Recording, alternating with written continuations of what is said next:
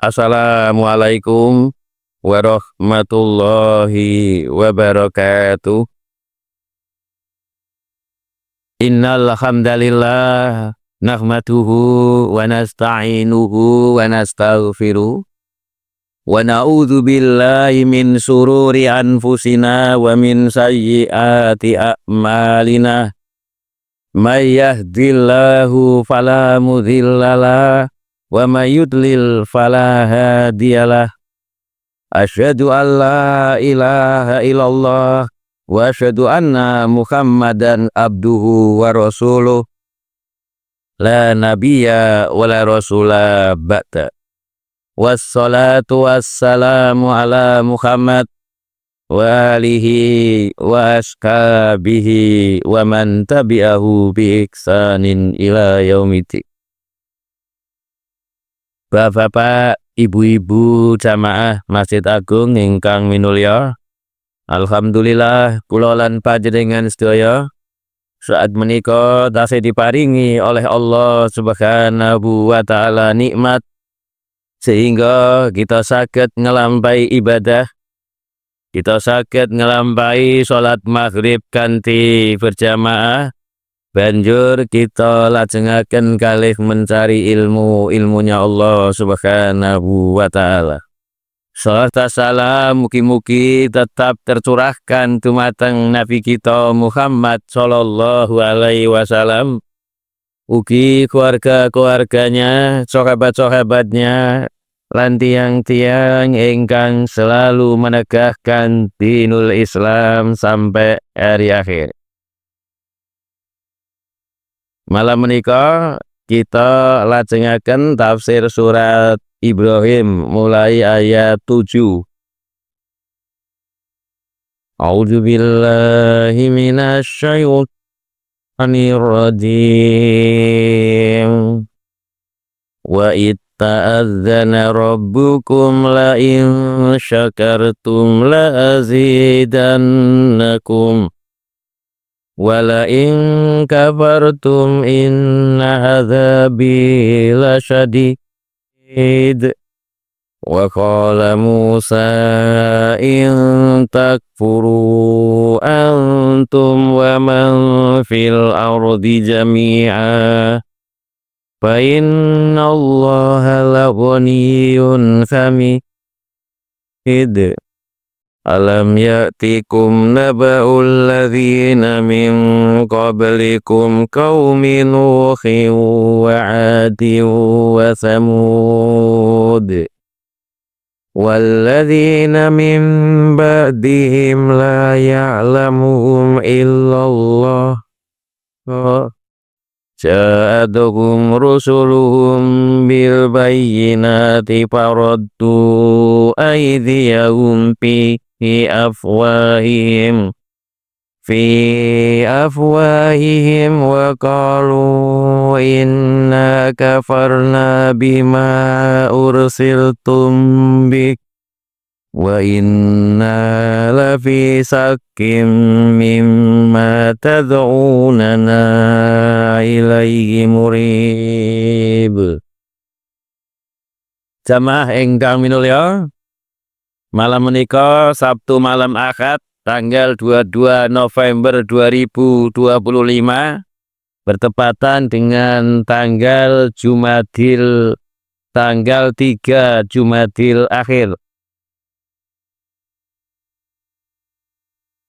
Wa itta'adzana,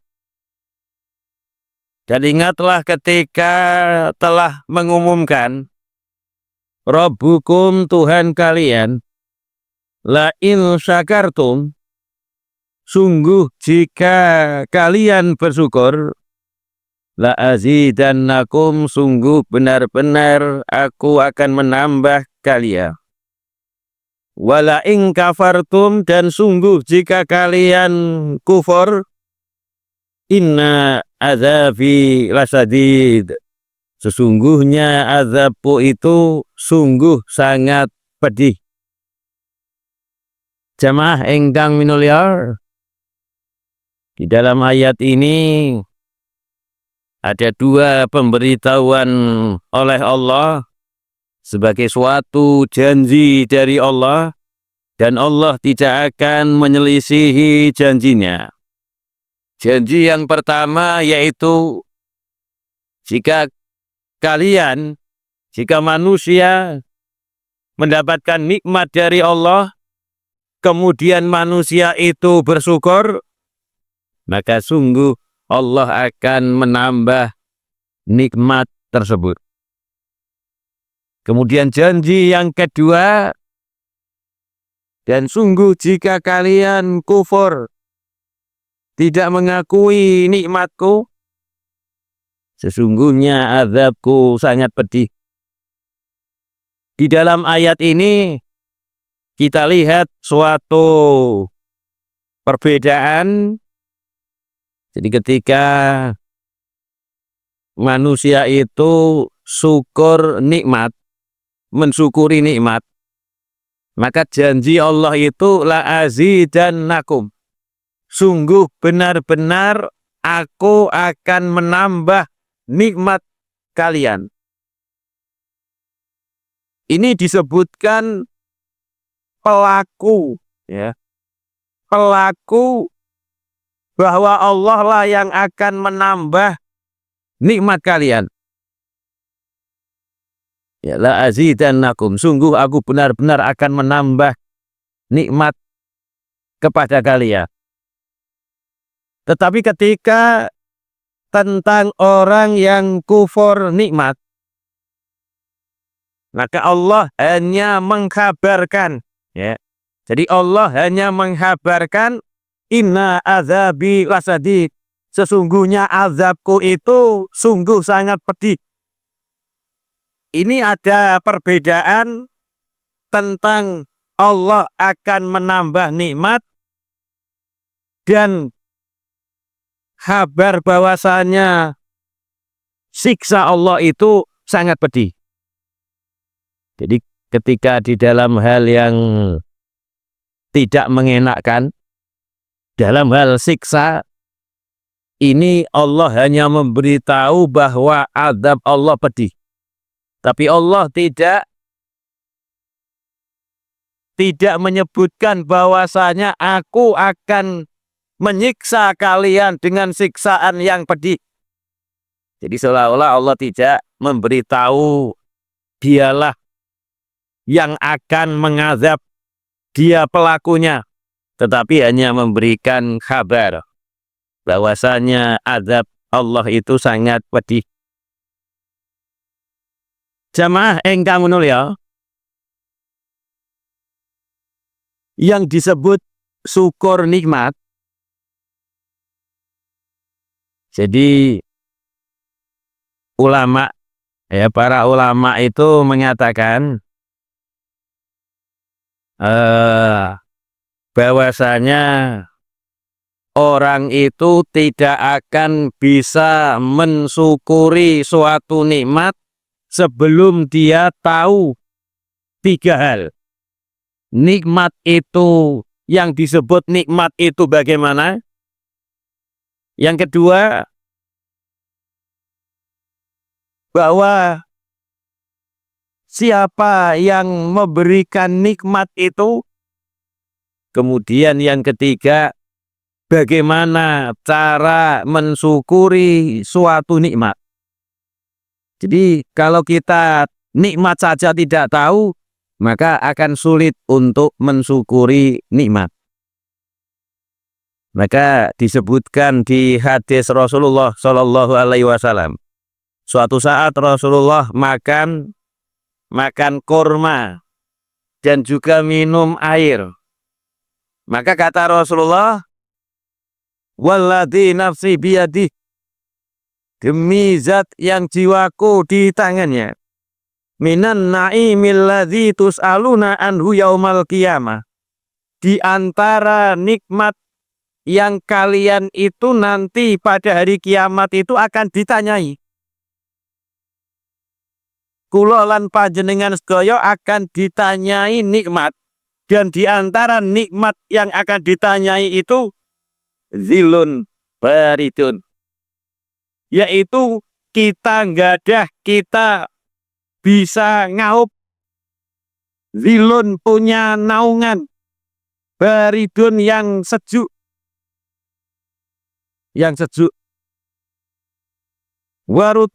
warutobun toyihun, dan kurma yang matang dengan enak, wamaun baridun, dan air yang dingin. Jamaah engkang minul ya.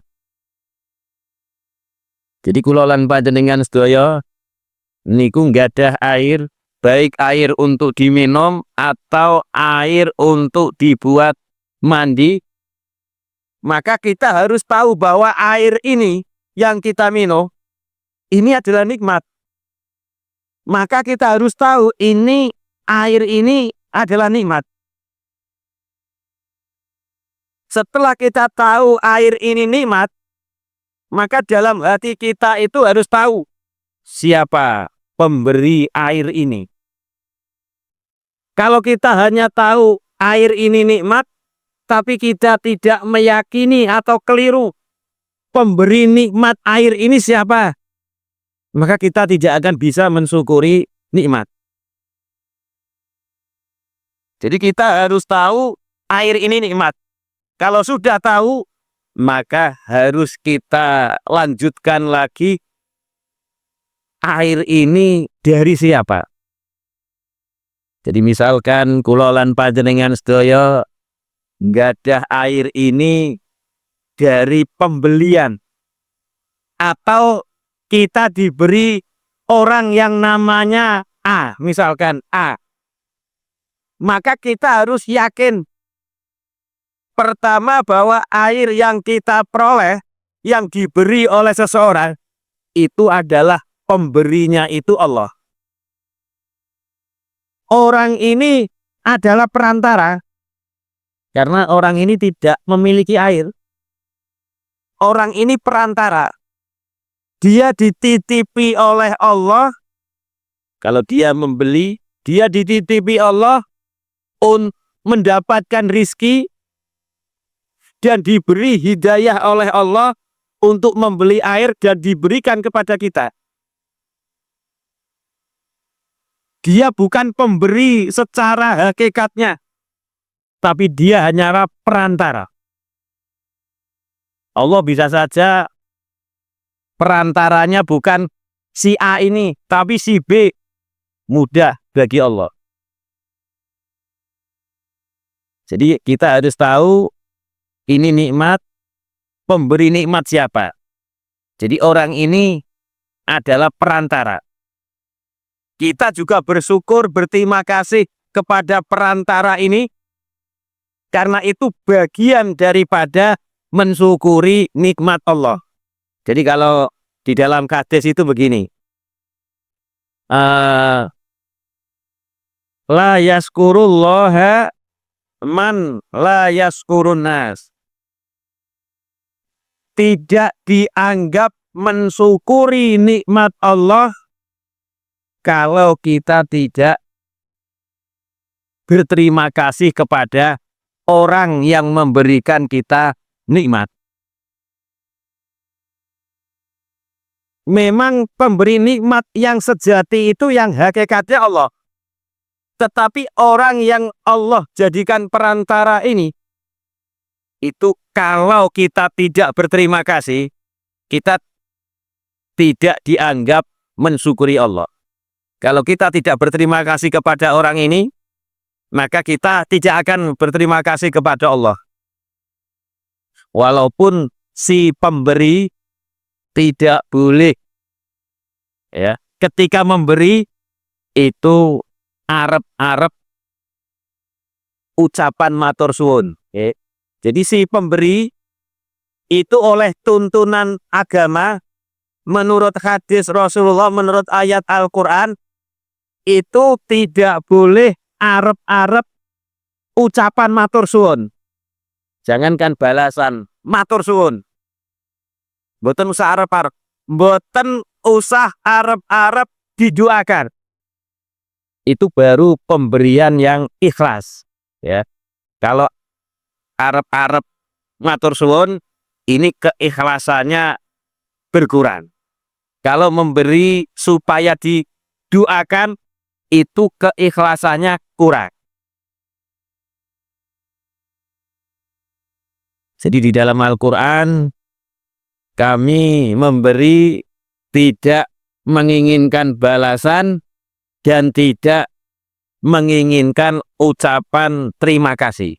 Ini bagi si pemberi. Ada tuntunannya sendiri, tetapi bagi yang diberi itu ada tuntunannya sendiri. Walaupun si pemberi gak arep-arep, tidak dibolehkan arep-arep matur suwun atau arep-arep balasan, tetapi kita diperintahkan oleh Allah melalui Rasul-Nya, jika ada orang yang memberi kalian, jika ada orang yang berbuat baik kepada kalian, balaslah. Minimal nih boten sakit balas, balasan berupa doa.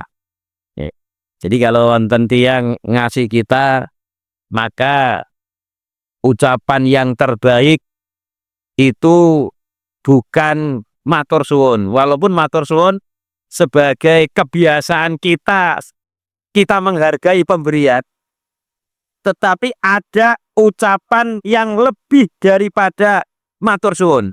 Jadi kalau kita matur suwun itu hanya ucapan saja.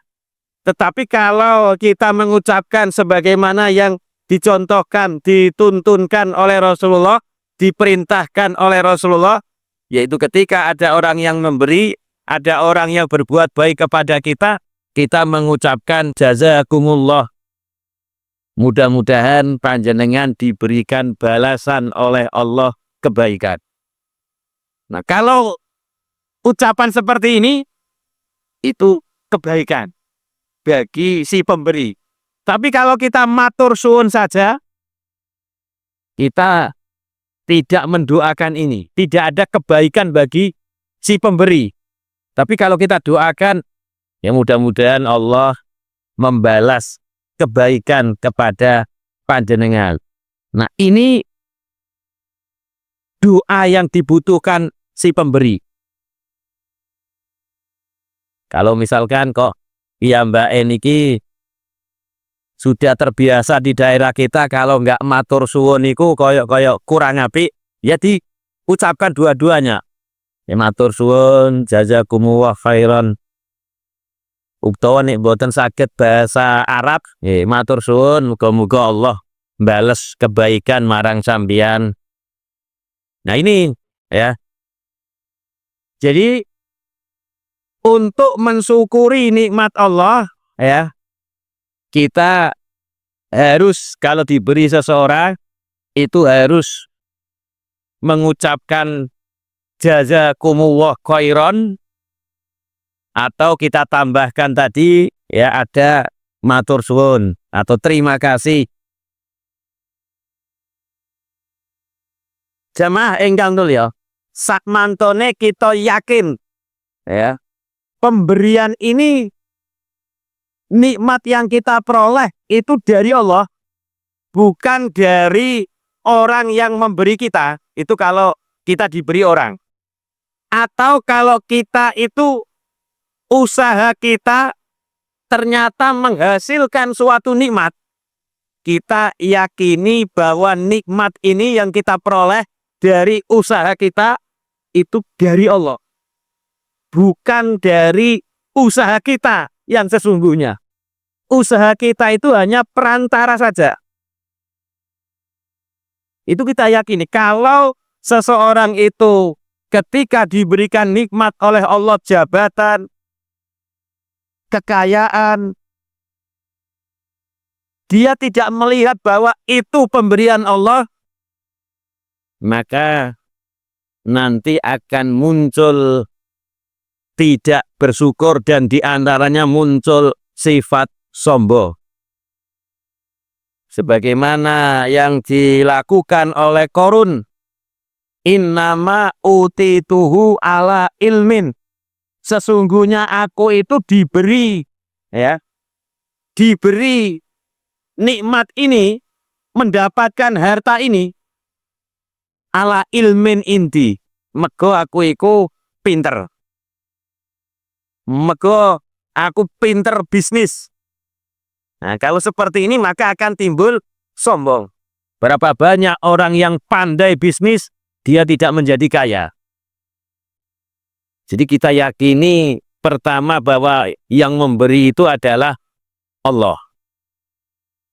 Setelah kita tahu dua hal ini, nikmat, kita tahu nikmat itu apa, pemberi nikmat, kita tahu pemberi nikmat yang sesungguhnya. Kemudian yang ketiga, cara mensyukuri nikmat. Nah, niki kita harus tahu cara mensyukuri nikmat. Tiang niku wis ngerti iki nikmat. Wis ngerti pemberi nikmat Allah. Tapi boten ngerti cara mensyukuri nikmat, maka tetap dikatakan kufur nikmat. Orang diberikan harta dari miskin, melarat, terus menjadi kaya, urepe enak misalkan, tidak kerja keras, mendapatkan uang banyak, terus uangnya ini dibuat ya judi, dibuat minum-minuman keras, dibuat maksiat, maka ini disebut kufur nikmat.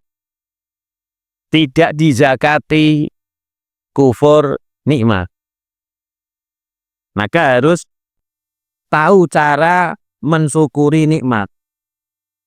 Apa cara mensyukuri nikmat itu? Yaitu menggunakan nikmat tersebut dalam rangka untuk mentauhidkan Allah.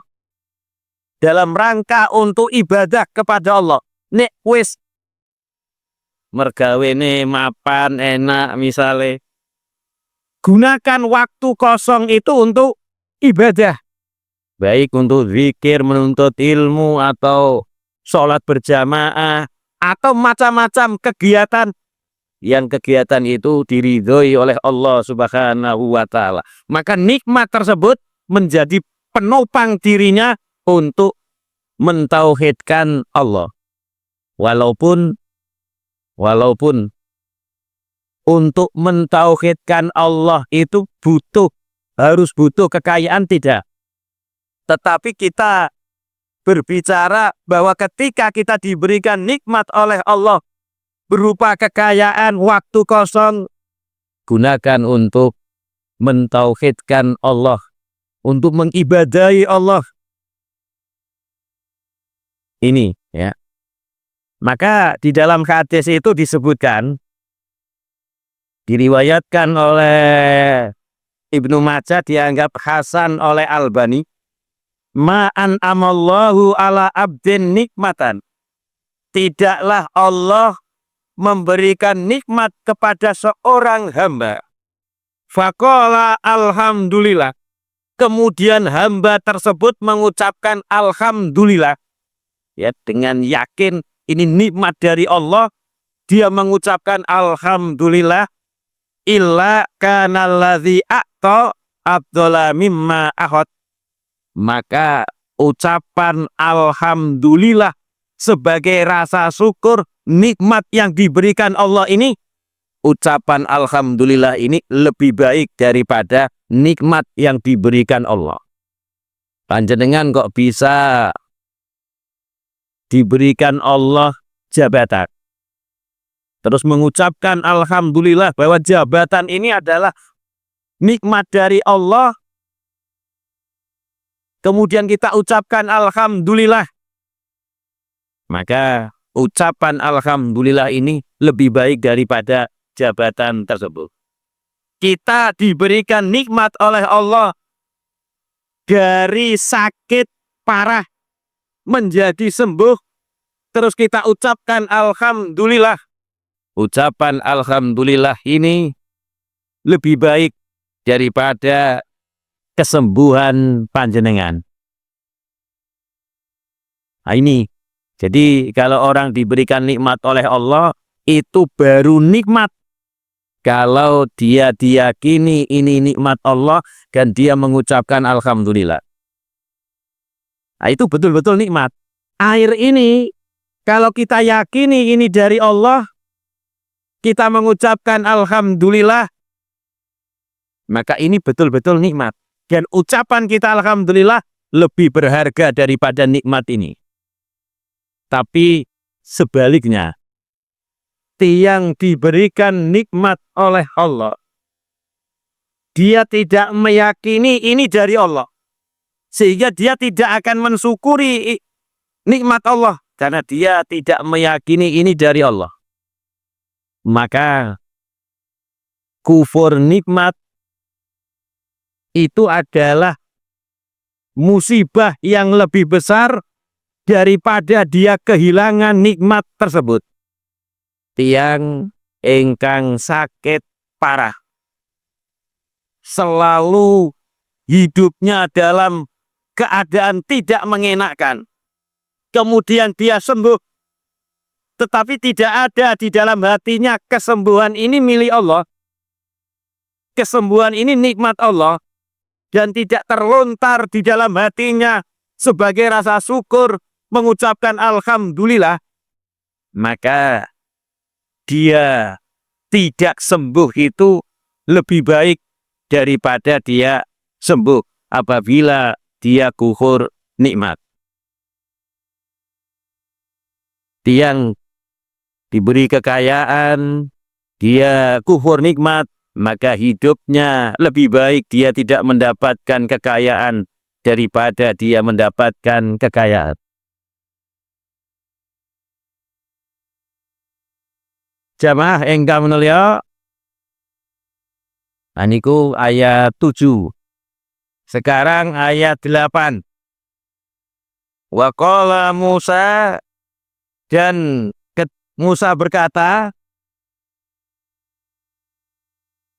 in takfuru, jika kalian itu kufur, kafir, antum kalian waman fil ar, dan makhluk yang ada di bumi jami'an semuanya. Wa innallaha laghaniyun hamid. Maka sesungguhnya Allah sungguh maha kaya lagi maha terpuji. Ini wahyu yang diberikan Allah kepada Nabi Musa, yang ada di kitab Taurat. Bahwasanya kata Nabi Musa, jika kalian Bani Israel itu mengingkari Allah, atau tidak hanya kalian, semua makhluk yang ada di bumi, baik jin dan manusia, itu semuanya mengingkari Allah, kafir terhadap Allah. Wa innallaha laghaniyun hamid. Maka sesungguhnya Allah sungguh maha kaya lagi maha terpuji. Ini dijelaskan di hadis riwayat Imam Muslim. Rasulullah Shallallahu Alaihi Wasallam dawuh, Allah berfirman, hambaku, seandainya orang yang paling pertama dan yang paling akhir sejak zaman Nabi Adam sampai manusia akhir zaman menjelang hari kiamat, baik itu manusia atau jin, semuanya bertakwa kepada Allah, ma zada dzalika fi malaki fi mulki syai'an. Ketakwaan semua manusia dan jin itu tidak menambah di dalam kerajaan kekuasaan Allah sedikit pun. Jadi ibadah kita itu tidak menambahi kekuasaan Allah, tidak menambahi pujian kepada Allah. Jadi ibadah kita itu tidak ada manfaatnya bagi Allah, tidak bermanfaat bagi Allah, hanya manfaatnya kembali kepada diri kita sendiri. Kemudian sebaliknya, di dalam hadis ini wahai hambaku, seandainya jin dan manusia yang awal sampai akhir semuanya itu kafir, tidak ada yang ibadah kepadaku sedikit pun, mana poso dzalika min mulki saya, tidak akan mengurangi sedikit pun kekuasaanku, kerajaanku. Jadi kalau kita kufur semuanya, manusia seluruh dunia kufur, itu tidak akan mengurangi kerajaan Allah, tidak akan mengurangi terpujinya Allah. Jadi enggak, ibadah kita itu kembali kepada diri kita. Kekufuran manusia itu kembali kepada manusia. Tidak ada pengaruhnya sedikit pun kepada kemuliaan Allah, kekayaan Allah, tidak ada sedikit pun. Kemudian ayat 9, alam yakikum, apakah belum datang kepada kalian naba'ul ladzina min qablikum, berita orang-orang sebelum kalian, kaum Nuh, yaitu kaumnya Nabi Nuh, wa Adin dan kaumnya Ad, wa Samud dan kaumnya Samud, walladzina min ba'dihim dan orang-orang sesudah mereka, la ya'lamuhum, tidak ada yang mengetahui mereka illallahu, kecuali Allah. Ja'atuhum rusuluhum, telah datang rasul-rasul kepada mereka, bil bayyinat, dengan membawa bukti-bukti. Faraddu aydiyahum, kemudian mereka menutup tangan-tangan mereka, fi afwahihim, ke dalam mulut-mulut mereka. Wa qalu, dan mereka berkata, inna kafarna, sesungguhnya kami telah kafir, kami telah mengingkari, bima ursiltum bih, kelawan sesuatu yang kalian diutus membawa sesuatu tersebut. Wa inna, dan sesungguhnya kami, lafi syakin, sungguh di dalam keraguan-raguan, mimma tad'unana ilaih, dari sesuatu yang kalian mengajak kami kepada sesuatu tersebut. Murib, lagi kami ragu-ragu dengan curiga.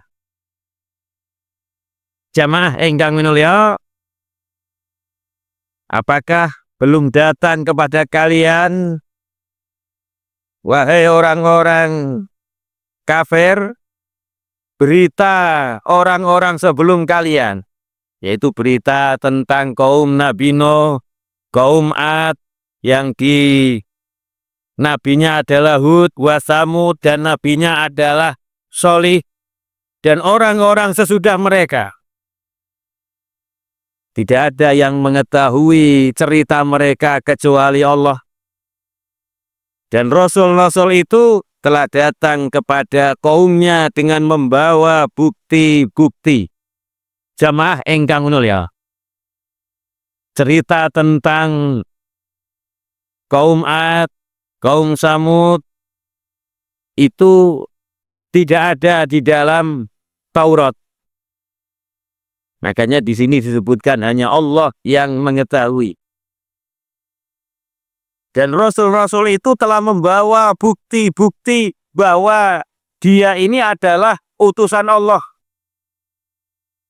Jadi Nabi Nuh telah menyebarkan kepada kaumnya tentang tauhid, bukti-bukti bahwa Allah itu adalah pencipta yang berhak disembah, dan bukti-bukti tersebut tidak terbantahkan. Sehingga Nabi Nuh kemudian membuat perahu yang akhirnya hanya menjadi buah ejekan dari kaumnya. Demikian juga Nabi Sholih, ada bukti-bukti berupa onta yang keluar dari batu, Itu semuanya bukti-bukti dari Allah. Faraddu aydiyahum fi afwahihim. Tapi kaumnya mereka itu menutup tangan-tangan mereka ke dalam mulut-mulut mereka. Jadi kaum itu ketika diajak oleh nabinya untuk mentauhidkan Allah, mereka menutup tangannya ini ke dalam mulutnya. Nah, ini para ahli tafsir ada beberapa penjelasan. Ada yang mengatakan bahwa mereka menutup tangan-tangan mereka ke dalam mulut-mulut mereka, manakala seorang rasul itu menyuruh untuk beribadah kepada Allah, maka mereka kemudian berteriak, "Diamlah kamu," sambil mereka menutupkan tangan mereka ke mulut mereka. Seolah-olah isyarat supaya Nabi ini itu supaya diam. Ada yang menafsirkan bahwa mereka menutup tangan mereka ke dalam mulut mereka itu maksudnya tangannya orang kafir ini itu ditutupkan ke mulutnya Nabi. Jadi karena mereka sangat benci. Ada yang mengatakan bahwa mereka menutup tangan mereka ke dalam mulut mereka itu mereka menggigit tangan mereka sendiri karena saking marahnya terhadap dakwah tauhid. Kemudian tidak hanya itu, mereka ngomong, "Inna kafarna bima ursiltum bih." Kami ini tidak percaya. Kami ini mengingkari bahwa kamu itu diutus oleh Allah. Dan kami ini ragu-ragu, murib. Jadi di sini sak dan murib itu maknanya memang hampir sama-sama ragu-ragu. Hanya sak itu ragu-ragu yang netral. Setengah percaya, setengah tidak. Itu sak. Jadi mereka antara percaya bahwa ini nabi dan antara tidak percaya ini nabi itu sama. Itu namanya sak. Tetapi murib itu mereka antara percaya dengan tidak percaya bahwa ini nabi, itu lebih besar tidak percaya. Ya, jadi mereka ragu-ragu ini nabi atau tidak, tetapi ketidakpercayaannya jauh lebih besar daripada percaya. Ya, kalau ragu-ragu 50-50. 50% percaya ini Rasul. 50% tidak percaya ini Rasul. Itu sak. Tapi kalau murid itu 20 percaya ini Nabi, Rasul, 80% tidak percaya. Jadi ada murid itu lebih parah daripada syak. Makanya di dalam Al-Quran, wa in kuntum fi raibim mimma nazzalna ala abdina fa'tu bisurah. Jika kalian ragu-ragu terhadap Al-Quran, ragu-ragunya di sini itu tidak percaya. Percayanya hanya 20%, tidak percayanya 80%. Makanya terus ditantang, ya datangkanlah yang sama dengan Al-Quran, walaupun satu surah saja. Jamaah enggang mulia, kalau kita cekap sampai ayat 9, insya Allah kita lanjutkan pekan yang akan datang. Menawi kula lan panjenengan sedaya masih diberi kesempatan oleh Allah, dan mudah-mudahan kita diberi oleh Allah kesempatan. Subhanaka Allahumma yuhamdika asyhadu alla ilaha illa anta astaghfiruka wa atubu ilaik. Wassalamualaikum warahmatullahi wabarakatuh.